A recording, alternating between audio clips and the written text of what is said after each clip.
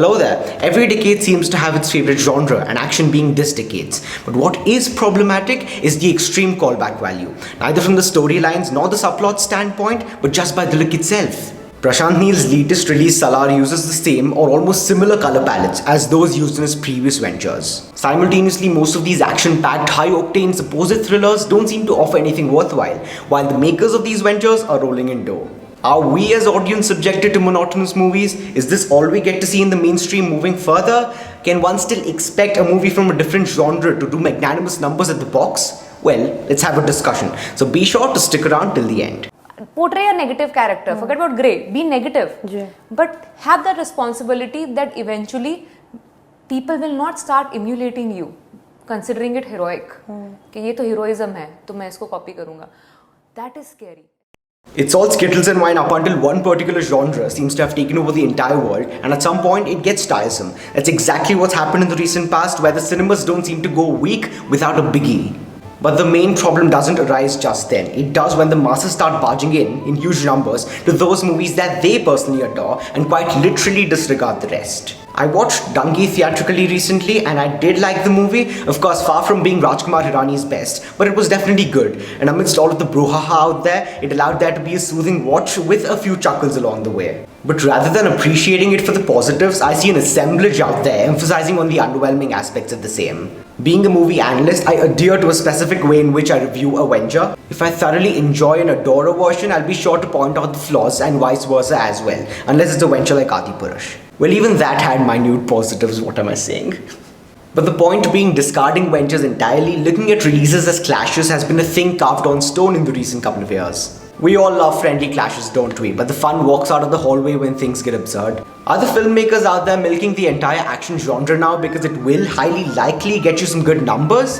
Well, yes and no. The stylization of these movies vary with each director, and rightfully so. There is a sense of rawness in a couple of ventures that I truly adore. One such venture in the recent past being Animal, which consists of both raw emotion and raw action. Well, hold your horses, because there is another side to this coin which has more of an Indian taste to it. I personally like to call it the flying saucers. One touch and wham bam, the antagonists fly away, ma'am. There is a lackluster progress to the same. Slowing down each sequence before landing the final blow is anything but fresh. When the primary intent is to generate a who did best, one loses their control over the narrative, and that's exactly what's happened with ventures like Salar, KGF, the infamous Kabza, and more. Nothing idiosyncratic to call out for, and nothing praiseworthy to applaud for, except for possibly the good set pieces that are used, but we can't probably take that into consideration anymore, because a lavish looking house starts looking extremely dull the third time you visit. So likewise, it's nothing new of a fact that not everybody out there heads to the theaters to analyze a movie based on its merits and demerits. Some, or rather most, head to the theaters to have a ball of a time with their family or pals. Blaming the audience in this scenario will do absolutely no good. There's a nuance between the masses being exposed to a plethora of options out there and the masses being exposed to a certain set predominantly, when the latter seems to be at the forefront in the recent past. And even if the former does take place and there's loads on one's plate, they'd still stick to meat. I'm pretty sure there's a question in all your minds even now as to why action movies work, and work bombastically. The most simplified and justified answer to this would be that it allows the audience to have a short-term excitement while watching it, and that is why it works. Everything seems to be in the favor of the audience. They have a plausible reasoning to head to the theaters, watch it, and yell Prabhasanna. So where do we arrive at with this discussion? Back to using creative liberty rightfully, back to exploitation, and back to saving art, which is filmmaking.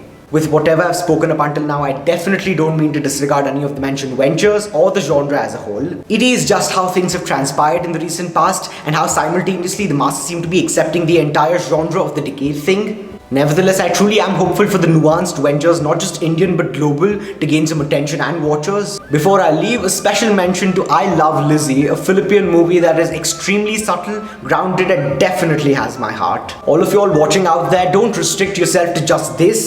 Step out there, explore movies from all different genres and languages. You'll definitely stumble upon some masterclasses, and if not, some ventures that'll just make you smile big. With that being said, I'll see you all real soon. Merry Christmas, you filthy animals, and Happy New Year. Take care. King of the road, trailer for sailoring. Trailer for sailoring.